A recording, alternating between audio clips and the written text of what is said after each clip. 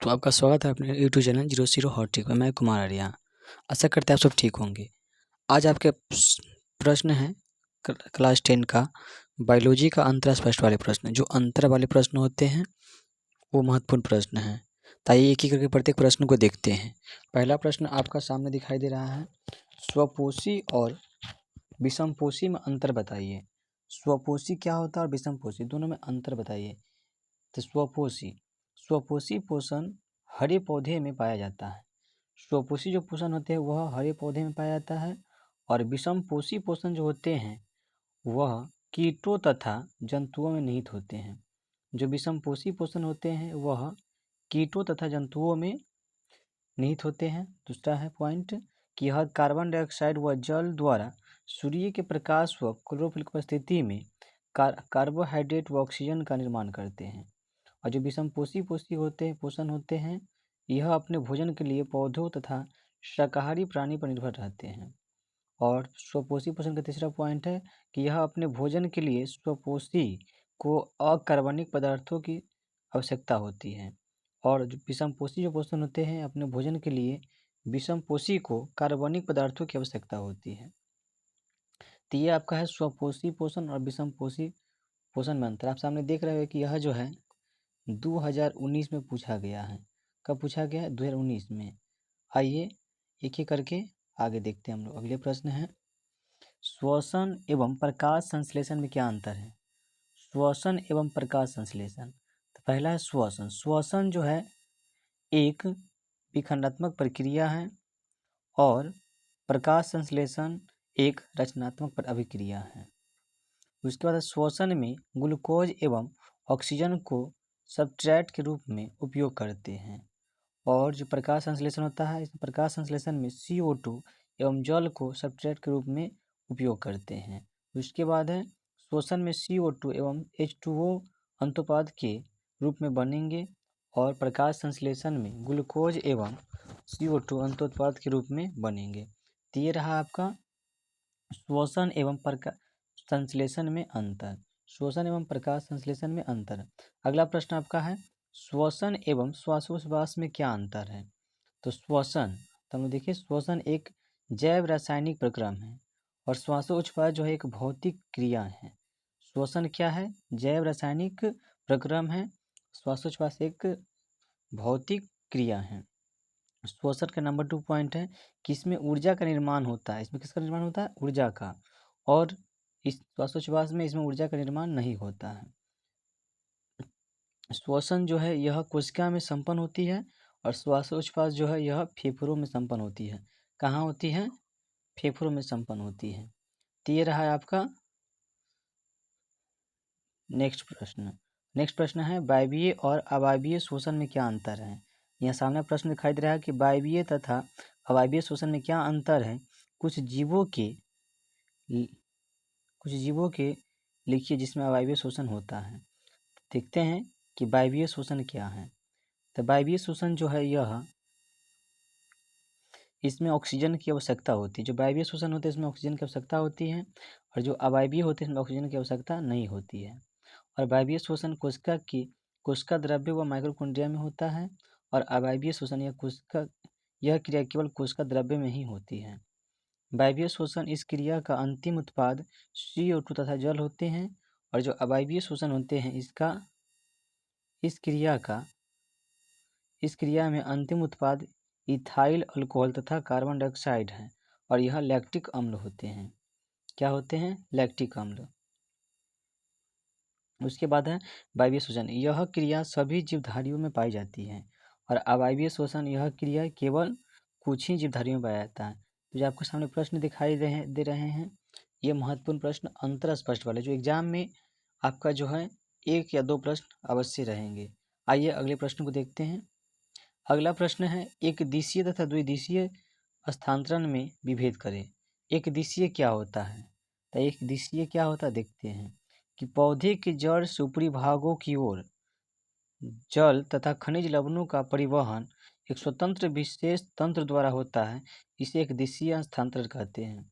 फिर सुनिएगा, पौधे के जड़ से ऊपरी भागों की ओर जल तथा खनिज लवणों का परिवहन एक स्वतंत्र विशेष तंत्र द्वारा होता है, इसे एकदिशीय स्थानांतरण कहते हैं। और नेक्स्ट है द्विदिशीय। तो खाद्य पदार्थों का वहाँ था, यहाँ पे है खनिज लवणों का और जल का। यहाँ पे जब खाना बनता है उसके बाद, भोजन बनने के बाद खाद्य पदार्थों का स्थानांतरण पत्तियों से नीचे एवं ऊपर की ओर एक विशेष तंत्र फ्लोएम द्वारा होता है। हम लोग देखिए पढ़े होंगे चैप्टर में जाइलम और फ्लोएम। तो यह फ्लोएम उत्तक द्वारा होता है, इसे क्या द्विदिशीय स्थानांतरण कहते हैं। तो सीधी सी बात है, जाइलम और फ्लोएम। जाइलम हो गया जो एक दिशीय कहलाएगा और जो फ्लोएम हो गया वह द्विदिशीय कहलाएगा। तेरह आपका महत्वपूर्ण प्रश्न। आगे देखते हैं, अगला प्रश्न है आपका है द्विखंडन एवं बहुखंडन में अंतर बताइए। 2011 में पूछा गया, सामने आपको दिखाई दे रहा है स्क्रीन पे। द्विखंडन, द्विखंडन क्या है? द्विखंडन की वह विधि है जिसमें दो समान संतति निर्माण करते हैं। द्विखंडन में जो समान संतति होते हैं वह निर्माण होता है। बहुखंडन वह विधि है जिसमें अनेक समान संतति का निर्माण होता है। द्विखंडन में दो समान उत्पत्ति होगा, बहुखंडन में अनेक समान उत्पत्ति होगा। और द्विखंडन में यह हमेशा अनुकूल वातावरण में होता है और बहुखंडन जो है यह हमेशा प्रतिकूल वातावरण में होता है, जो सामने आपको दिखाई दे रहा है। चलिए नेक्स्ट प्रश्न देखते हैं। नेक्स्ट प्रश्न आपका है स्वपरागन एवं परपरागन में अंतर बताइए। स्वपरागन एवं परपरागन आप सामने स्क्रीन पर देख रहे हैं कि 2019 में पूछा गया प्रश्न है। जितने प्रश्न सब पूछा गया प्रश्न है और क्वेश्चन बैंक से प्रीवियस ईयर का क्वेश्चन है। ताइए देखते हैं स्वपरागन क्या है। तो स्वपरागन देखते हैं। स्वपरागन यह एक ही फूल के पराग कणों का परागकोश से उसी पुष्प के वृत्तिकाग्र तक पहुंचाने की क्रिया होती है। स्वपरागन क्या हो गया कि यह एक ही फूल के पराग कणों का परागकोश से उसी पुष्प के वर्तिकार तक पहुंचाने की क्रिया होती है। यह हमेशा वायु के स्पर्श से होता है। संतति जनक पौधे से काफ़ी मिलते जुलते होते हैं। इसमें क्या होता है, जब पौधे एक दूसरे से क्या काफ़ी मिलते जुलते होते हैं तो वह कहलाता है स्वपरागन। अब देखते हैं परपरागन। यह जो है एक पौधे के एक पुष्प के परागकोश से पराग कणों का दूसरा पौधे के पुष्प के वर्तिकाग्र तक पहुँचाने की प्रक्रिया है। यह वायु, जल, कीट, चमगादड़ आदि के द्वारा होता है और संतति जनक पौधे से काफ़ी भिन्न होते हैं। स्वपरागन में क्या हो जाएंगे कि यह दोनों क्या होगा, एक समान होगा, मिलते जुलते होगा। और परपरागन में जो संतति होगा वह जनक से भिन्न होता है। तो ये रहा आपका स्वपरागन तथा परपरागन में अंतर। नेक्स्ट प्रश्न देखते हैं। नेक्स्ट प्रश्न है पारिस्थितिक तंत्र एवं जीवोम या बायोम में अंतर बताइए। तो पारिस्थितिक तंत्र क्या है? तो पारिस्थितिक तंत्र में है कि यह जैव जगत की स्वयंधारी इकाई है। यह जो है जैव जगत की क्या है, स्वयंधारी इकाई है। यह जैव जीवों और अजैव पर्यावरण से मिलकर बना होता है और यह जैव जगत की अपेक्षाकृत छोटी इकाई होती है। जो पारिस्थितिक तंत्र होती है यह छोटी इकाई होती है। अब आते हैं जीवोम या बायोम में। यह बहुत ही पारिस्थितिक तंत्रों से का समूह होता है। ये क्या होता है, जीवोम जो होता है बहुत ही पारिस्थितिक तंत्रों का एक समूह होता है। ये समूह में होता है, वह अकेले होता है और इसमें समान जलवायु वाले एक निश्चित भौगोलिक क्षेत्र के अनेक पारिस्थितिक तंत्र होते हैं और यह जैव जगत की एक बहुत बड़ी इकाई होती है। तो यहाँ देख लिए कि जो पारिस्थितिक तंत्र होते हैं वह छोटी इकाई होती है और यह जो होती है बड़ी इकाई होती है। नेक्स्ट है आपका प्रश्न जैव अनिम्नीकरण एवं जैव निम्नीकरण अपशिष्टों में क्या अंतर है? निम्नीकरण और अनिम्नीकरण। निम्नीकरण क्या होता है, जैव अनिम्नीकरण देखते हैं कि ऐसे अवांछित पदार्थ जिन्हें जैविक अपघटनों द्वारा पुनः उपयोग में नहीं लाया जा सकता है। यानी कि ऐसे जो अवांछित पदार्थ होते हैं जिन्हें जैव अपघटन के बाद पुनः उपयोग में नहीं लाया जाता है उसे जैव अनिम्नीकरण अपशिष्ट कहलाता है। और ऐसे अवांछित पदार्थ जिन्हें जैविक अपघटन के द्वारा पुनः उपयोग में लाया जाने वाला पदार्थ को क्या है, जैव निम्नीकरण अपशिष्ट कहते हैं। जब नहीं लाया जाएगा तो अनिम्नीकरण, लाया जाएगा तो निम्नीकरण। उसके बाद है इसमें आ जाएंगे और जैव अनिम्नीकरण में जैसे कीटनाशक हो गया, डीटीटी हो गया, आर्सेनिक हो गया, प्लास्टिक हो गया। और यह जो पदार्थ होते हैं क्या है, रेडियोधर्मी पदार्थ होते हैं।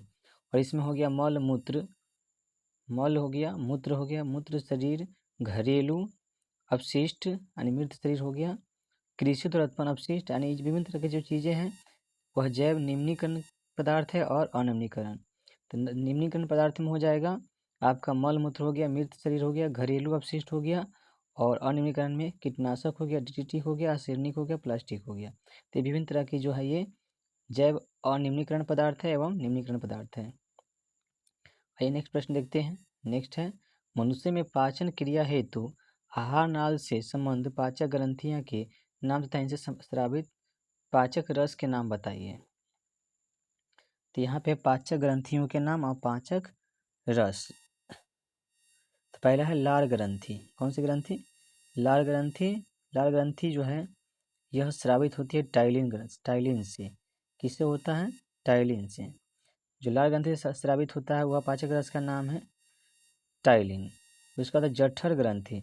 जठर ग्रंथि से जो स्रावित होते हैं उसका नाम पेप्सिनोनेज, रेनिन, हाइड्रोक्लोरिक अम्ल, इसको HCl कहते हैं, गैस्ट्रिक लाइपेज। उसका बाद है ब्रूनट्स ग्रंथि, सकस, एंट्रिक्स, लाइपेज, एमाइलेज, विभिन्न तरह के जो पदार्थ निकलते हैं इससे।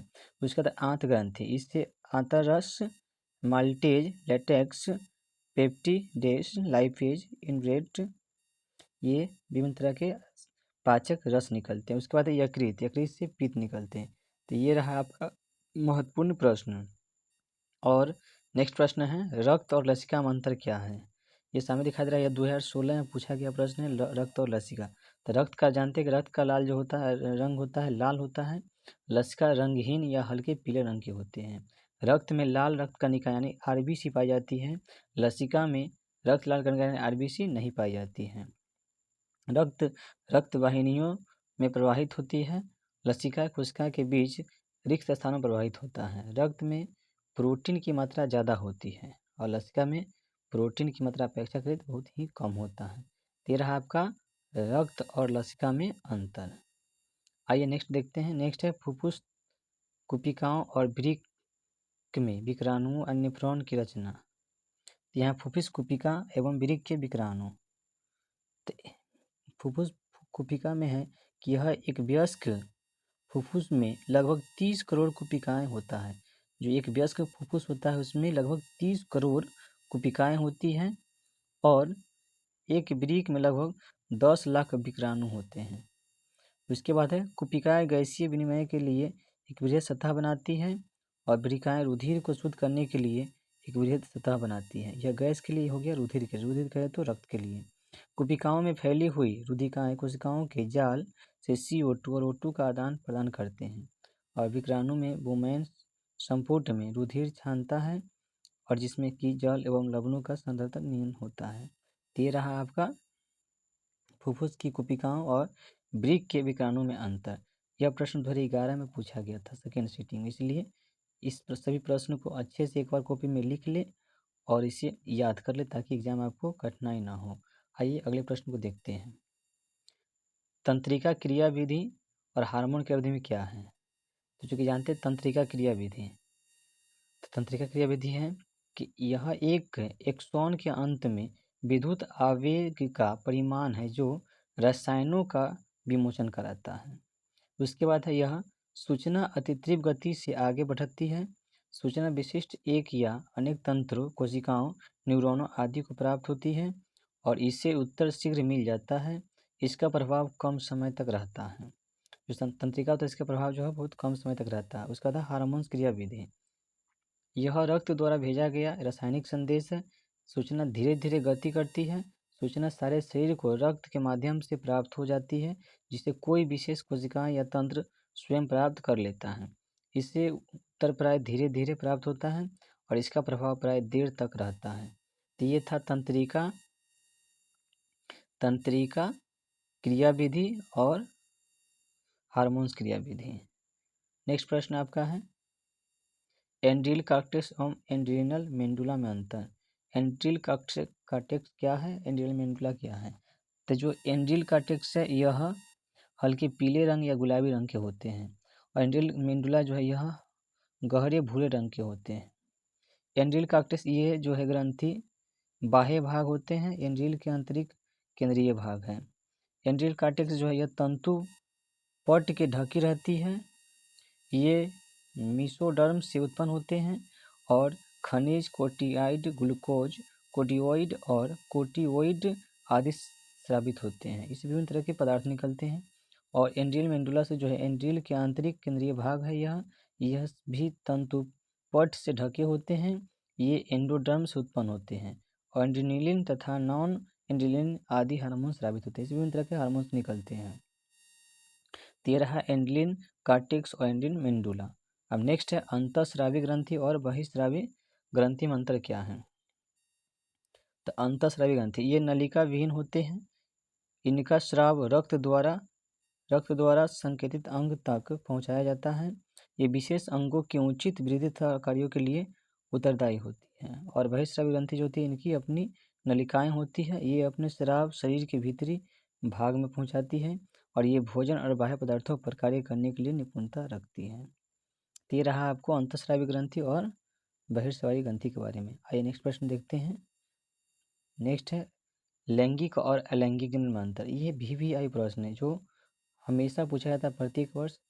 तो इसे ध्यान से एक बार देखिएगा। लैंगिक जनन, अलैंगिक जनन। तो अलैंगिक जनन क्या होता है? इस प्रक्रिया में जो है एक कोशिका अथवा एक जनक ही भाग लेते हैं। इसमें जनक का पूरा शरीर अथवा एक कोशिका प्रभर जनन इकाई होती है। इस प्रक्रिया से उत्पन्न संतति आनुवंशिक रूप से जनकों के समान होती है। तो इसमें जन्म लेंगे वह जनक के समान दिखेंगे, अपने माता पिता के समान दिखते हैं। इस प्रक्रिया में केवल समसूत्री विभाजन ही होता है और इसमें जननांग का निर्माण नहीं होता है। ये था अलैंगिक जनन। अब देखते हैं लैंगिक जनन। लैंगिक जनन में है किस क्रिया में दो कोशिकाओं अथवा दो युग्मक जो एक जनक तथा दो विभिन्न जनकों से उत्पन्न हो ऐसी साझेदारी होती है। इसमें जनन इकाई को युग्मक कहते हैं जो एक कोशिकीय तथा हैप्लॉइड होते हैं। इसमें संतति पर अपने जनकों से भिन्न होते हैं। जो इसमें बच्चे उत्पन्न होते हैं इसके द्वारा यह के जनक से भी अपने माता पिता से भिन्न लगते हैं। इस क्रिया में अर्धसमसूत्री विभाजन और निषेचन आम होती है। इसमें होता है समसूत्री विभाजन, इसमें होता है अर्धसमसूत्री विभाजन। इसमें जननांग का निर्माण मुख्य रूप से होता है और इसमें नहीं होता है। तो ये रहा आपका लैंगिक और अलैंगिक जनन में अंतर, जो 2024 में पूछा गया प्रश्न है। तो वीडियो आपको कैसा लगा कमेंट कीजिए, लाइक कीजिए और दोस्तों को शेयर कर दीजिएगा, क्योंकि ये क्लास 10 का महत्वपूर्ण अंतर स्पष्ट वाले प्रश्न हैं। वीडियो देखने के लिए धन्यवाद। लास्ट में जाने के लिए जय हिंद।